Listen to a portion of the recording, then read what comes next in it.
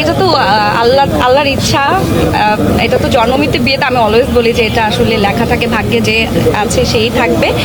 আশা থেকে তো বলে যে বিয়েটা করে ফেলতে, তো দেখা যায় বাবা তো ডেফিনেটলি বাবার পছন্দ আমার কাছে সবসময় মেইন প্রায়োরিটি, বাট হ্যাঁ আমার পছন্দই থাকতে হবে। হ্যাঁ 8 বছর তো অনেকবার দিয়েছি। আমি খুব পরিশ্রমী, এটা আমি বিলিভ করি। আমি প্রচুর পরিশ্রম করতে পারি এবং আমি যখন চিন্তা করি যে এই কাজটি আমার করতে হবে, ভালো করে করতে হবে, তখন আমি ওটার পেছনে প্রচুর পরিমাণের হার্ডওয়ার্ক দিই এবং আমি চেষ্টা করি কাজটিকে ভালো করে করার। এবং ডেফিনেটলি আমার যারা সহশিল্পীরা ছিলেন, যে ডিরেক্টরদের কাছে আমি কাজটি করেছি, সবাই আমাকে হেল্প করেছে এবং অফকোর্স মানুষের ভালোবাসার কারণে আজকে এই জায়গায় আসতে পেরেছি।